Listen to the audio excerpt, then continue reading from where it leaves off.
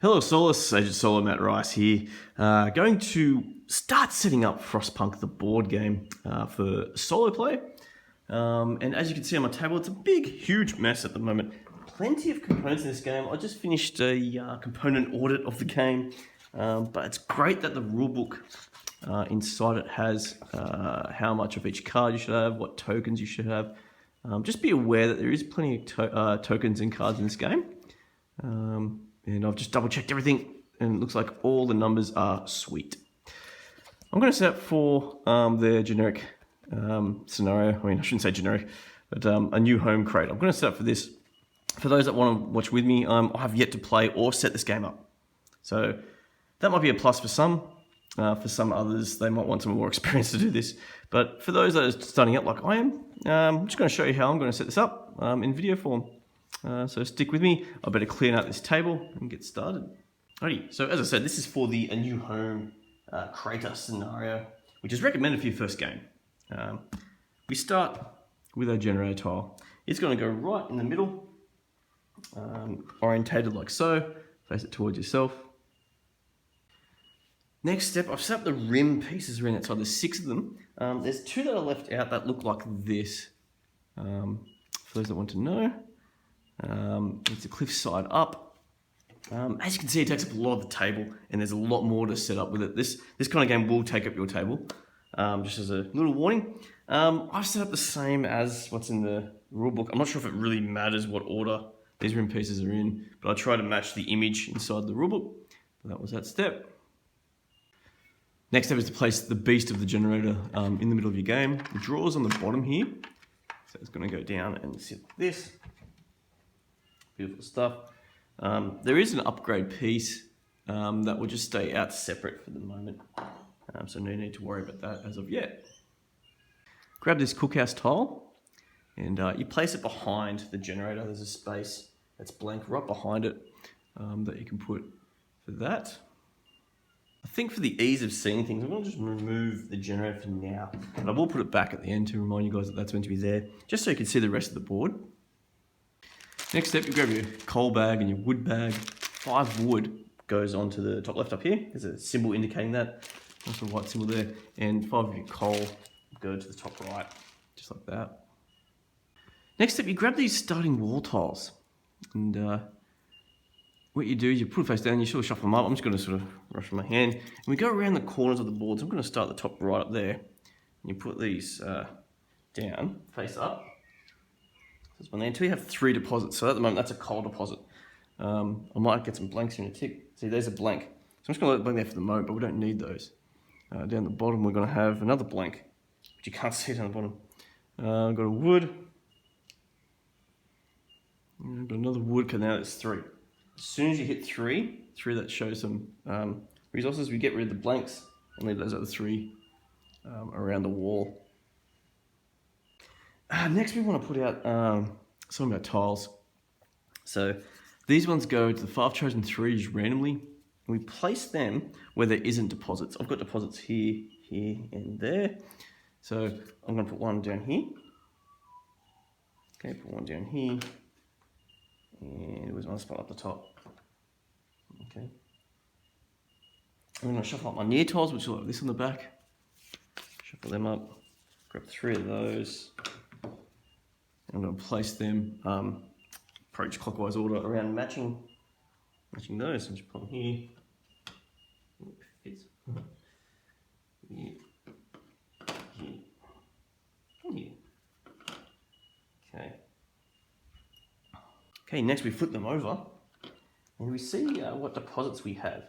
So for example, I'm just going to grab this one. For this one has a total of 3 trees and 2 coal. So I'm going to place some resources on those once we're all flipped up and finished up here. So I'll set that up. So I've placed down all the resources here. Again, the black cubes are the coal. Brown ones here are the wood. Just match what says there. I've got the trees. These white ones are the trees. And I've got a steam core right up the top here, just one. Okay, we'll get that. As so. The next step, it recommends creating a bank of all the resources that aren't on the board at the moment. So my bank is just going to be to the side, and I'll set up other things around here. I'm going to put my generator back.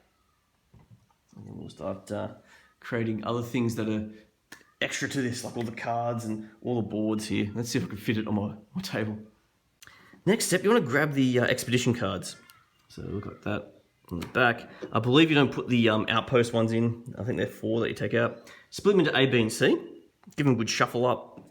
And I'm about to grab 3 cards from the A deck. 1, 2, 3. And these 3 cards will go on the right side of your map. And they're like the first 3 expeditions that you can choose from. And the other 3 decks just stay nearby. So I've just placed the 3 ready to go on the right side here. The 3 decks I've got off to the side. Next up is to grab the technology deck. And in this scenario, we don't use the Steam Hub card. So you can put that one back in the box. These ones, we give a bit of a shuffle up. Shuffle. And we get to choose 4 at random. So 1, 2, 3, 4. And these will go at the bottom of our map. The rest of the cards go to the box, so they're not available for this game. And we also put a development token on each of these. We'll grab about 4 tokens. That's the active side, I believe that's inactive, so they inactive each of these. Next we grab a society card. There's many here, there's normal and hard versions of different types of societies. For your first game, and for my first game, I'm just going to choose the normal side for Society 1, and they recommend that as well. And these will be stats that will add to our game coming up.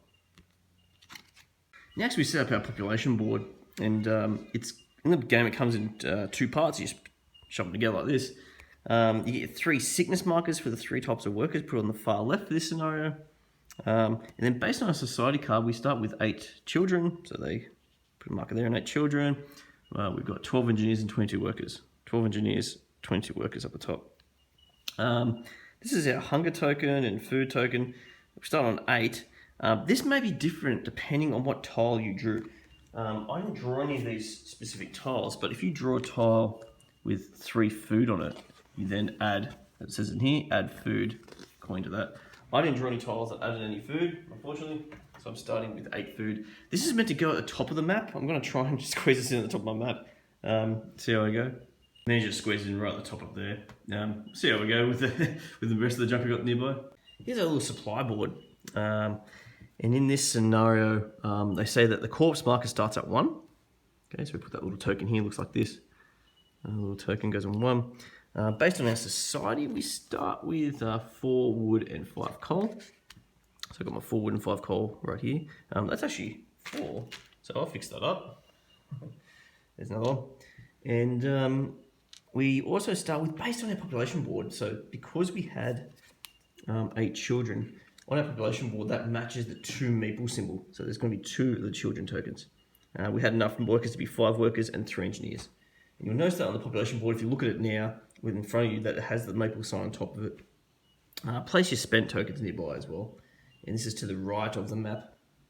Next to set up is the building board. And you have multiple of certain tiles. And there's a shadowy spot underneath where they're meant to go. It's always on the non-upgrade side. I mean, there are some that can't be upgraded, like the workshop has the same on both sides. And there's other ones that get left to the side because they're based on different laws that you might make them. So I'm just going to leave them to the side for now. It tells me that in the text in the rule book to do that. And I've also piled up multiple of the same. It doesn't say not to do that, so I assume you just put multiple up in there. But yeah, that stays to the right side as well. Next up, you want to grab your hope and discontent board for places of these. I'm going to put all the blue tokens, so like shuffle them up. And chuck them into your hope bag, like so. Yeah, shuffle them around. Same thing with the discontent bag. Grab all the 9 tokens that you have, put them in, and shuffle them up. Okay, now based on our society card, we're going to draw 2 of discontent, one of which is active. We're going to draw 2 of the hope, both of which are active. So discontent, without looking, we're going to draw 2, or 1 at a time. So the first one, and that one's active. Put it in the slot. And the second one is not active. That one there, like that. And And then blue bag, they're both going to be active when I draw these. Got that one there. Shuffle, shuffle, shuffle, shuffle, shuffle. Okay, that one there, a bit of a mix here. And then we keep these bags to the side. This will go next to the population board at the top of the map. Next, I've got the rounded morning board. So I've got my round token up here to put at the top. I've got storm marker set to 9 for this scenario, and you shuffle up all the morning cards on here. And this is meant to go above your hope and discontent board, if you can fit it. I mean, every time I keep saying where you're meant to put these, I'm sure it doesn't really exactly matter for some of these, but I'm going to try and follow what the rulebook says to me. All right, next we get our lore cards. So back of that. The first 8 are always in by the sounds of things. We then also choose another 4. So we shuffle up these. Shuffle, and grab another 4 to chuck in. The rest won't be used in the game, so they can be chucked out. So these are another 4 that I got, and I think they're freely available to look at because I'm going to have to choose some buildings here because some of these might introduce new buildings. Also grab the dust deck for the lore consequences.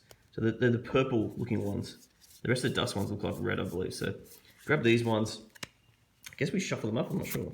I'll probably not, because it probably calls for specific ones. And they go into the future lore display, which looks like it's to the left of the map. Let's grab some special buildings though.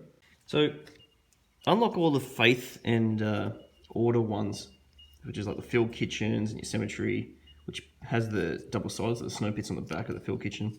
So they're always going to be there to be unlocked later in the game. I'm just going to put them underneath. I've also got this child shelter that's always in. Care house I don't have, but I do have the fighting arena in my set and the public house. So I'm going to add them to the bottom as well. I put my laws on the left side here. I probably should put them this way so I can actually see them. Laws and law consequences. Yeah. All right, so with the dusk board, and this is going to go above the hope track and round marker area. Grab the 000 card for the inevitable. You shuffle up the social dispute deck and you flip it face down with this, and you shuffle. I'm just not going to count how many times I do this, I don't know. And it forms the dust deck in the middle. I assume this stays to the right. You get to see that next as well. And that's it for the dust board. The rest of the dust cards, they're just like reference cards. So there's a big stack of them. I'll just got them to the side until they're referenced during the game. Alrighty, the generator board here. So for our scenario, I've set the heat marker to here, as it says. I've got these 3 little tokens here. A couple of them are like duplicate like that. They have the duo going on. Sets up like this, the first 3 slots. Cold markers on the 5th one. So 1, 2, 3, 4, 5. Cold marker there. Weather cards, we use them all in this scenario, the first scenario, so I'm just going to shuffle them up. And they just get placed there. And this is to the left side of the board. I'm just going to move that up. Next, we choose an advisor. There's 4 to choose from here. I'm going to choose the social advisor because it talks about exhausting justice. I haven't played the game yet, but I've noticed that I've got a justice active on the very far left at the moment. So since this is the order of setup, I may as well try and take advantage of that. So this, at least I could use this first round, I assume. In solo, you also grab this Call to Rise card just to, I guess, it balances things out. Talks about if I have at least a certain amount of hope tokens, I can draw more citizen cards. So kind of cool. And we keep those. Next, we grab citizen cards. And for solo game, we draw 7 citizen cards. So I'm going to draw 7 from them. I'll just give it a quick shuffle. Okay, draw 7. 1, 2, 3, 4, 5, 6, 7.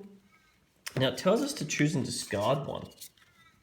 Of the 7 here, I don't really know exactly what I'm doing, but I'm thinking I might discard Christina Wardrobe.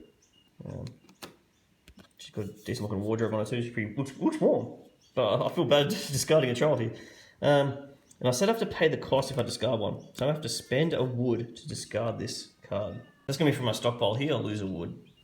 So I put my, on the bottom right here, I think I've switched it compared to the rulebook, but I've got my discarded citizen pile, and I've got in my hand the other 6 citizens. Next, you want to grab your phase tracker card, have it nearby, preferably near the round marker. And also, grab the Scenario 1 cards with Scenario 101 facing up. Just put that nearby as well. It recommends, I think it says the top right. We just have to place these green tokens on round 4 and 11. As per the first scenario card, as you can see, it talks about round 4 and round 11. Out of that scenario deck, actually, we've got to take out the Storm card, 108. Let's put that next to our Weather deck, which is on the generator board. I assume this is your active weather card. Rulebook then says to grab the 3 stockpile markers and put them next to the scenario display. And also, you can grab out of this nice plastic here, your, I think it's a reference sheet, I think it's like action descriptions and the role that you have. So I should be grabbing out of this the social advisor. That's like a nice little handy reference sheet that you can use for the game. You can also grab the first player marker if you want to, if you're playing solo. Probably doesn't really matter. Alrighty, so that's pretty much it. It says to then just put anything that you don't think you need into the back of the box. I would definitely keep the tiles nearby as well, because I'm assuming I'm going to reveal some new tiles. It does take up a lot of my table. I don't really want to zoom around because it is pretty much my whole table with a few of my things shoved in the corner. Looks a bit messy. But I do look forward to playing this game. I hope this setup helps get going, because it took me a couple of read-throughs to understand how the setup works. But Solace, till next time, to crush your gaming thirst, play solo.